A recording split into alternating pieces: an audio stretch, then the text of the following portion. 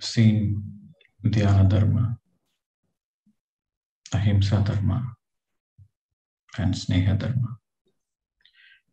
Today we go to the fourth one, which is Karuna Dharma. Karuna means compassion. To help somebody who is in emergency, who is in need. That is your duty. What you can afford to do when somebody is in need and emergency. You have to always do it.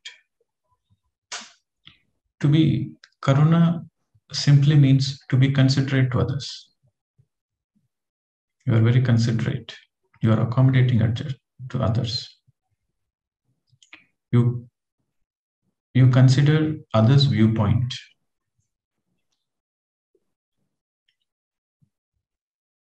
So again, when it comes to Karuna Dharma, we should help the people who are either in emergency or in need. It is not your duty to help somebody who is in greed. When somebody is in need, you help them. But if somebody is greedy, then you don't help them. It's not your duty. For example, somebody is in debts. They have used their money unwisely, buying a lot of fancy items, expensive items, and they got into debts. So it is not your duty to help them because they have taken that loans. They have to learn the lesson, how to use the money properly. So it is their lesson. You don't need to help them. But if somebody is in emergency, somebody is in need to pay immediately their children's education or exam fees, it is a need. So you can help them. So you should have a clear distinction that your help should always enable another person, motivate another person, support another person. Your help should not make another person lazy. Your help should not make another person greedy. That is also your dharma. So you have to be careful who to help, whom not to help. But in emergency, you should always help. And whatever you have, you share it. If you don't have, then you cannot. So don't overdo it, which you cannot do it. But what you can, you have to always support others. Every moment, every opportunity, always be compassionate, always be considerate. You should not be self-obsessed with yourself. When you are self-obsessed, then you are in adharma. If you are considering others, then you are in karuna dharma.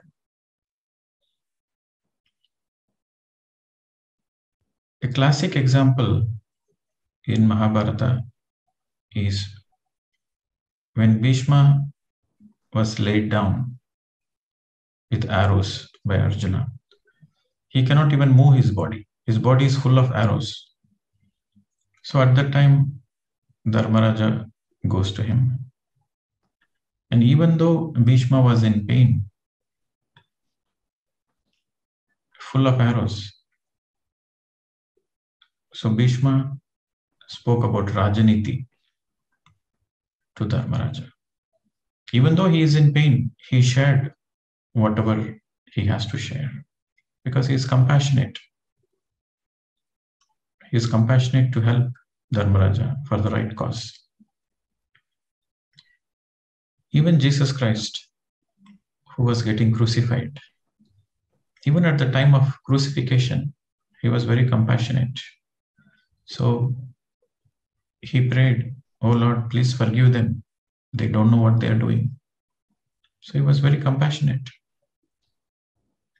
So compassion, you should always learn from Jesus Christ.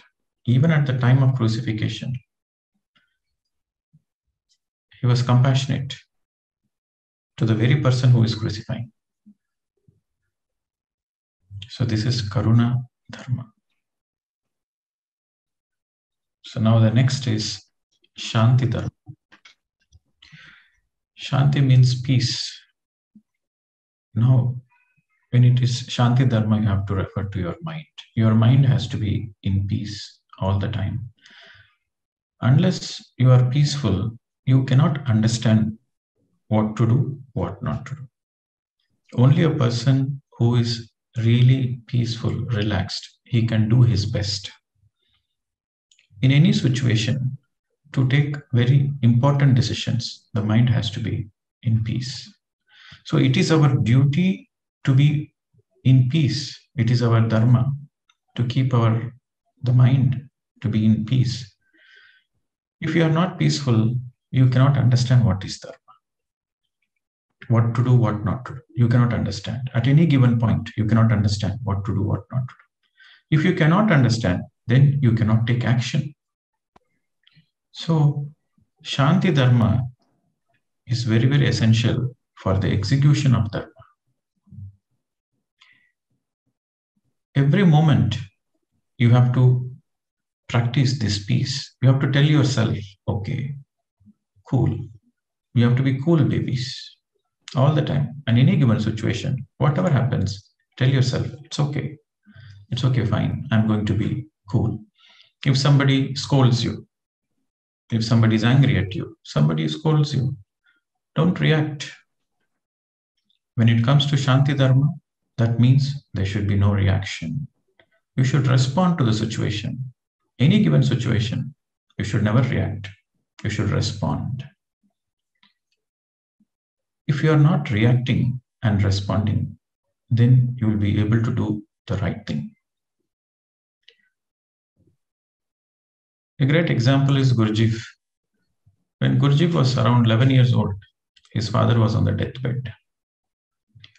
So before his father vacated the body, his father wants to give one advice to Guruji, which will help Guruji to become enlightened. So Guruji's father called him before he vacated the body. He called him and said, I'm leaving you too early. I'm leaving you as a small boy. But I want one promise from you. You promise me that in your life, if anybody scolds you, if anybody is behaving bad with you, you don't respond for 24 hours. Whatever you want to do, you have to do only after 24 hours. So this is the promise. He got it. So that means he was saying, don't react immediately. For 24 hours, you have to be cool. You have to be in Shanti. And whatever the reaction you do after 24 hours, that means by the time the anger is no more there, you are already in Shanti. So then you respond to the situation. So this is the great advice Guruji's father gave, and Guruji practiced it all his lifetime. An enlightened person doesn't react. He responds. If you want to check yourself if you're enlightened or not, then this might be the litmus test. In any given situation, you are always cool. You are always in Shanti. And you are not reacting. You're always responding. That means you are enlightened. This is the litmus test. When you react, you lose a lot of energy. So when you lose energy, then you become out of balance. Then the emotions take over you. You are no more the master. So Shanti Dharma is very, very important Dharma that we have to practice every moment within our family and in our workplace, in the society, everywhere. So then only when you practice peace, Shanti Dharma within you, then that reflects in the society, then that reflects on the planet Earth. Then there will be peace on the planet Earth. So the next is Arogya Dharma. So when we say about Arogya, which means health, here the health refers to the holistic health. So we have a duty to take care of our health, Arogya Dharma. It is our duty, it is our responsibility. When I say health, it means holistic health, health of your body, health of your emotions, your psychological health, your emotional health, and also your spiritual health. So how can we have a complete health in our well-being? Is when you practice middle path. So that means you have to be 50% spiritual and 50% physical. We are living in the physical body, on the physical world.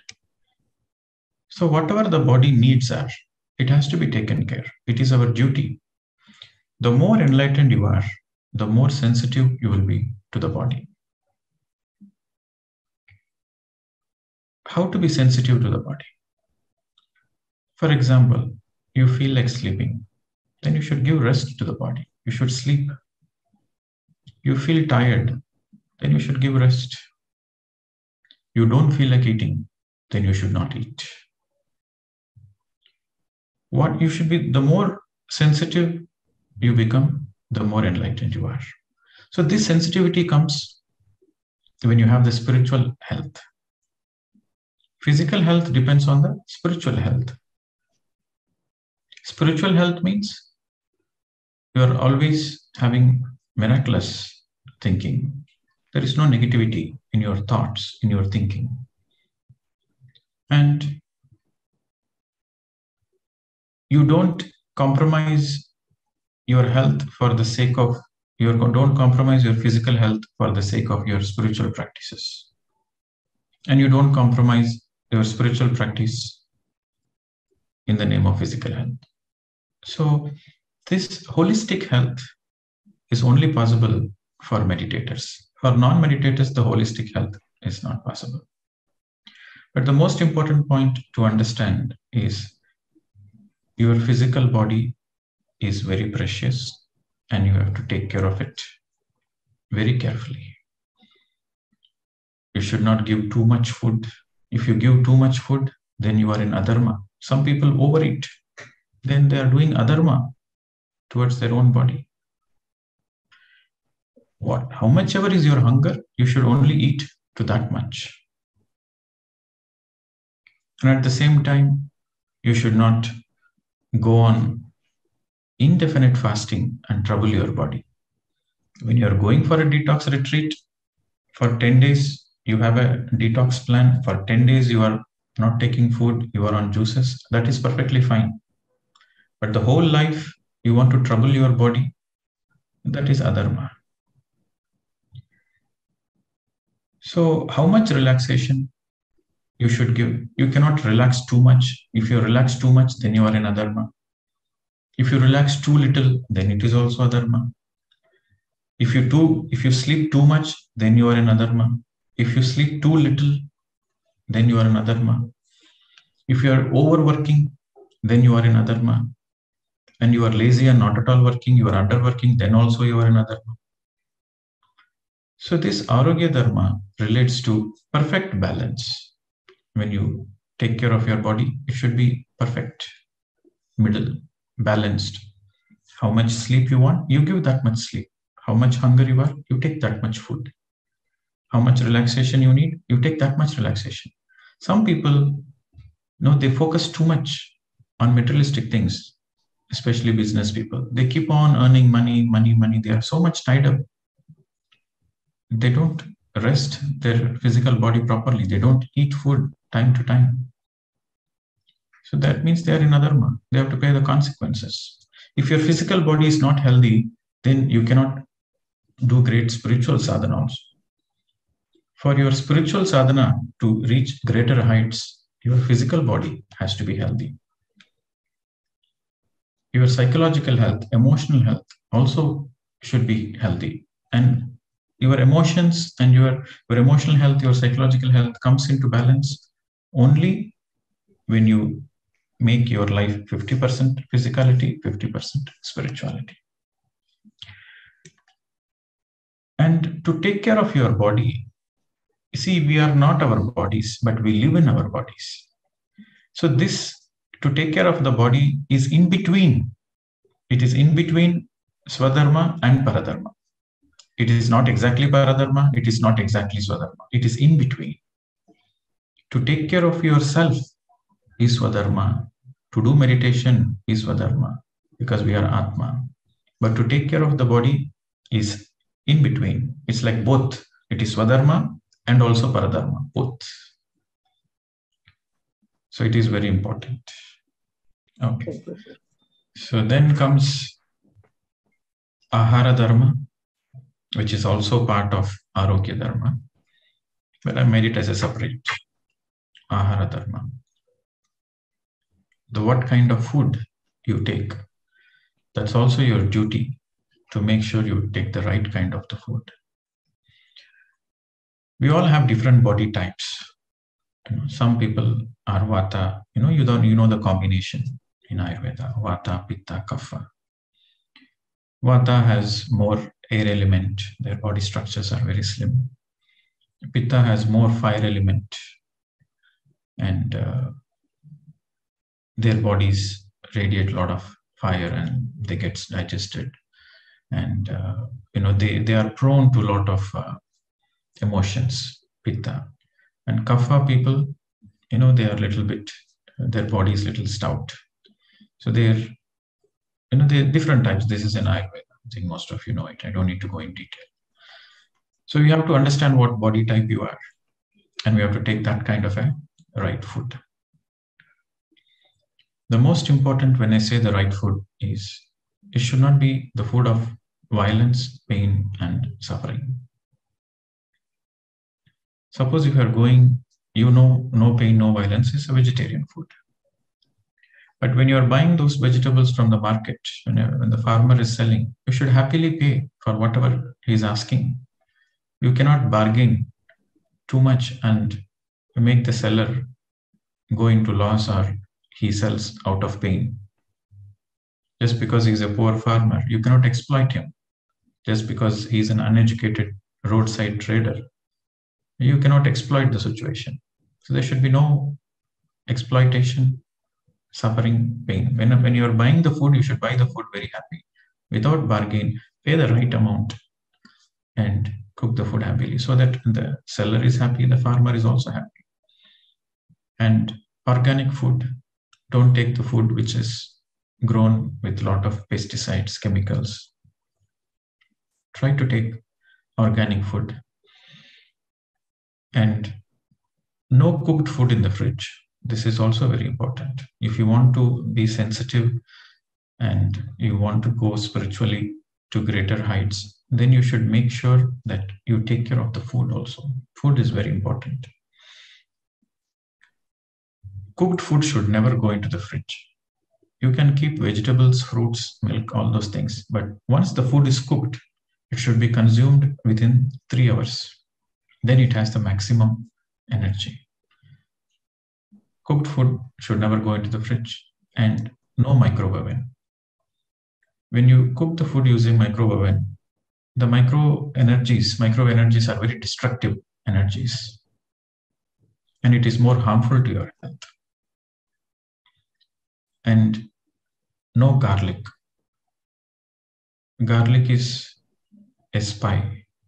The more it's a spy, it belongs to the dark forces, but it is being given with a lot of good qualities. Like, if you eat garlic, it's good for your stomach, it's good for your heart, it's good for many, many things.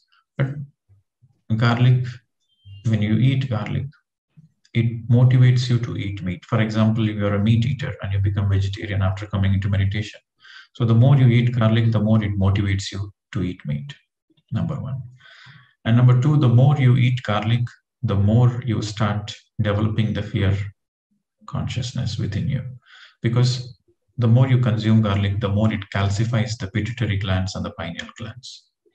And these two are master glands, our sixth and the seventh chakra. When the pituitary and the pineal glands are calcified, then the amount of light which you receive gets minimized. Where there is a lack of light, there is more fear. Light means trust, faith. So when there is a lack of trust, then you have more fear. And the other most important is you have to consume more fruits. Your diet should have at least every day on an average, your diet should have at least 30 to 40% fruits minimum. The more the fruits, the better. And also you should alternate your food styles. For example, one day you are eating solid food, one day you eat liquids, one day you eat fruits. So you break the routine so that your body naturally goes into a detox mode. And once in a week, compulsory fasting. One day per week, you do compulsory fasting. That helps in your body absorbs more nutrition from whatever the food you are eating. Your body goes through a natural detox. So when you're doing fasting, you can take juices, more water, more juices, but you are not taking any solids. So you are giving rest to your digestive system.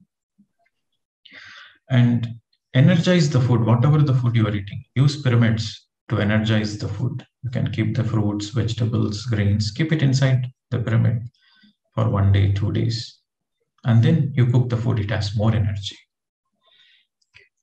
And eat the food of the highest quality, highest taste. The more tasty you cook the food, the more energy it has.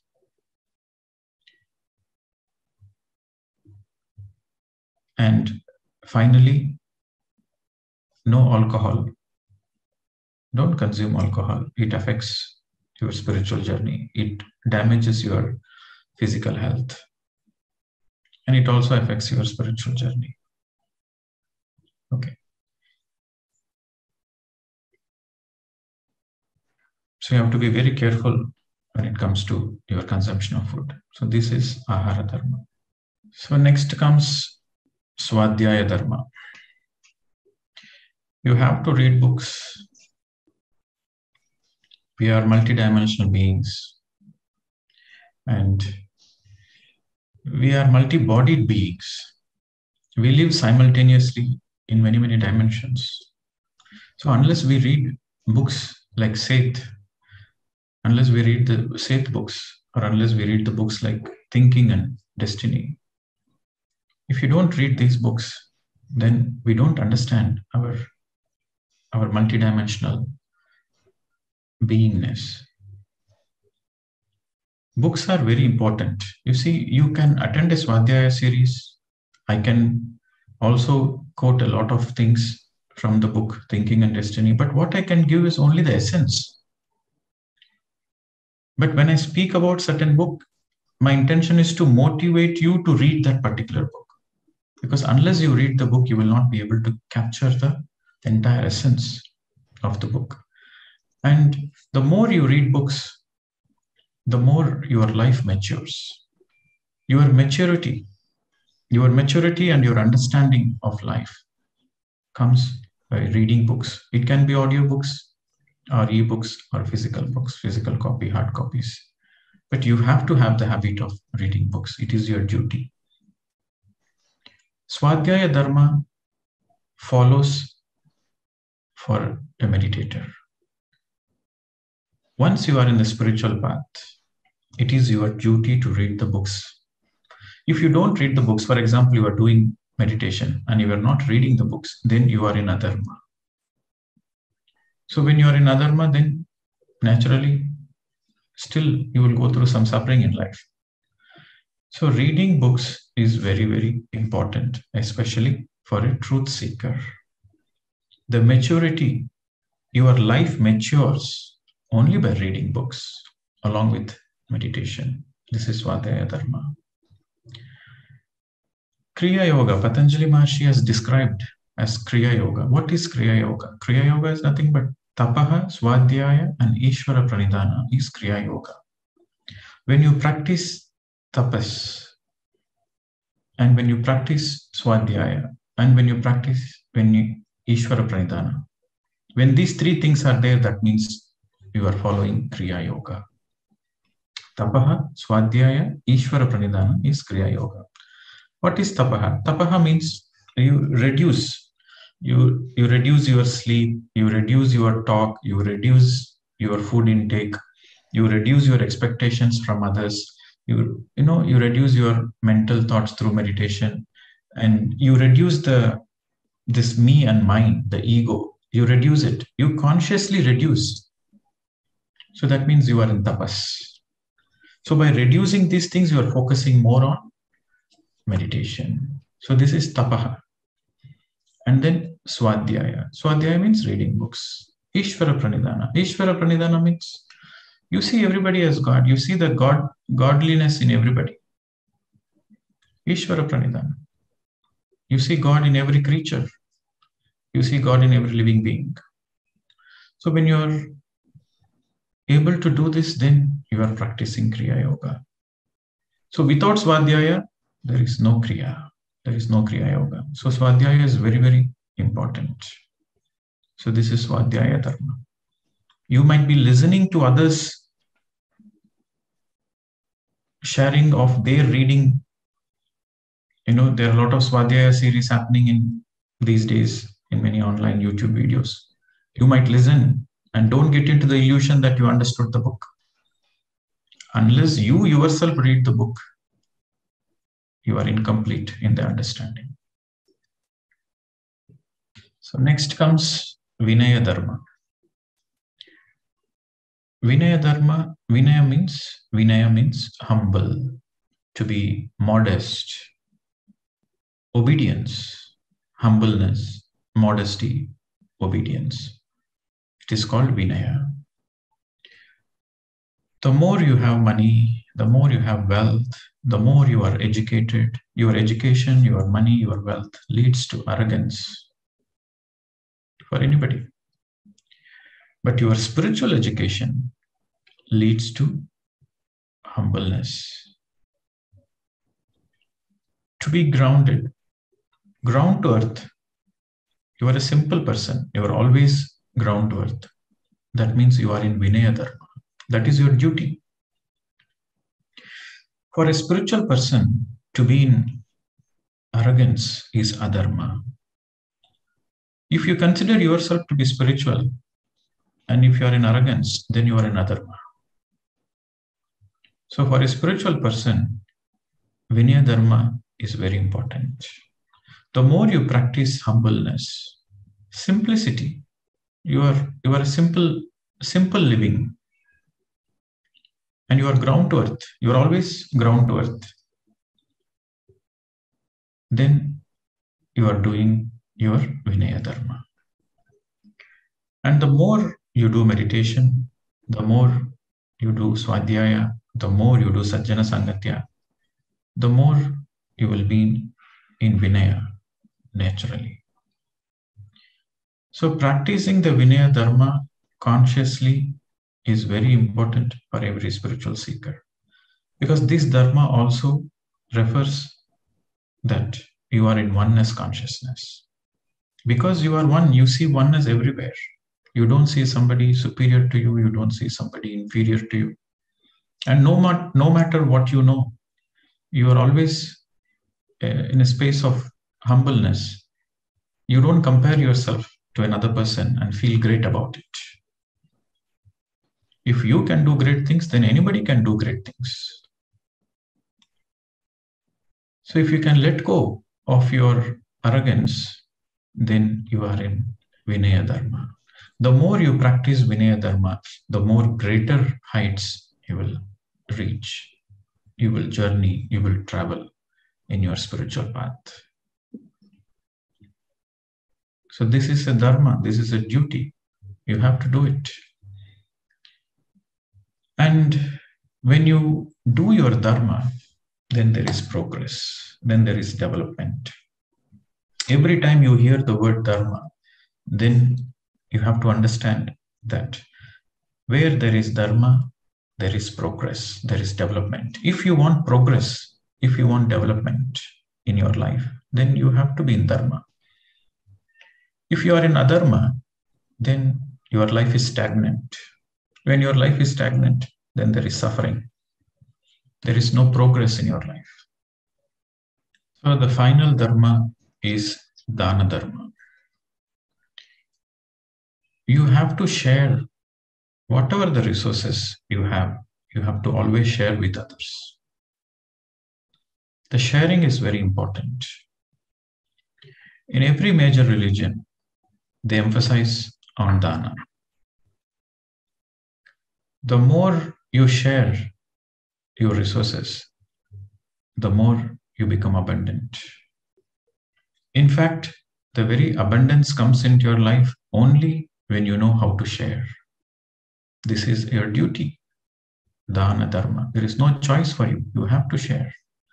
While you are earning money, you not only earn money for yourself and your family, you are earning money for the welfare of others, for the welfare of the society. So you should put aside a percentage of your earning for the welfare of others also, along with yourself, along with your self-welfare, along with your family welfare.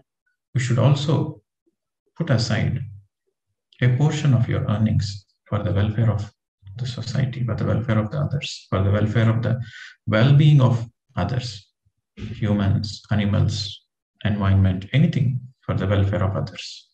This is your duty. This is everybody's duty. This is dana dharma. For example, you are a music teacher or you know music. So teach music to others. You share whatever you have. If you are a teacher, then teach to the poor students who cannot afford tuition. Whatever you need for your earnings to feed your body, that much money you earn. Rest of the time, you be in service. Always be in service. Service, service, service. You have to dedicate your lifetime to service. The more you dedicate your lifetime to service, the more naturally you are in joy. The real joy comes only in service. Giving whatever you have, tan, man, dhan. Tan means bodily effort, physical bodily effort, like shramadhan. You use your body to serve others. That is tan. Man means your buddhi. You teach meditation to others. You take wisdom sessions. You do counseling. You guide the youth. You guide the children. You guide the people who are in need to understand what is life, what is karma, what is dharma. Whatever you know, you teach. You share your knowledge, your wisdom to another person. That is man. Dhan means money. If you have excess resources, whatever the resources you need, you keep it. The excess resource, you should always share it. So this is dana dharma. Tan, man, dhan. You should always share it with others. Whatever is needed for you, you keep it. The excess, you share it. The more you share, the more you receive. That's when you get into abundance. And when I say dana dharma, there is no choice. Some people think when I have excess money, then only I will do sharing. No.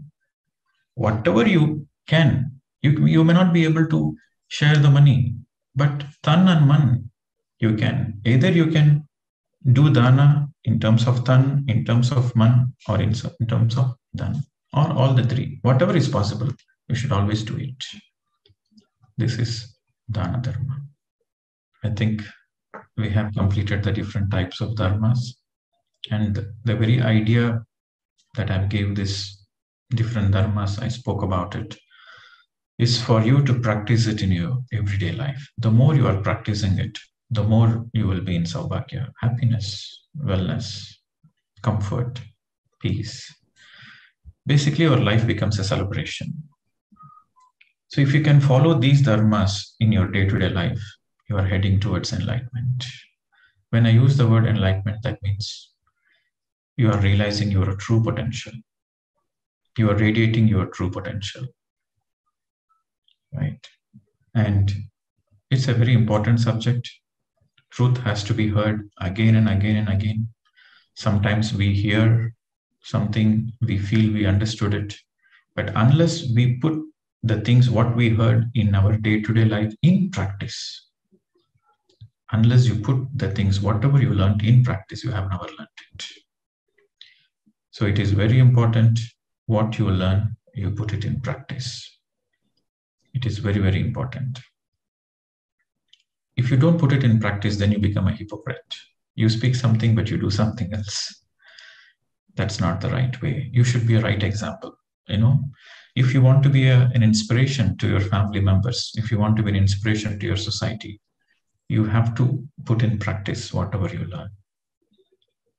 When you put in practice, when you live your truth, when you practice your truth, then you become the right example for another person. You become an inspiration by default to all your family members.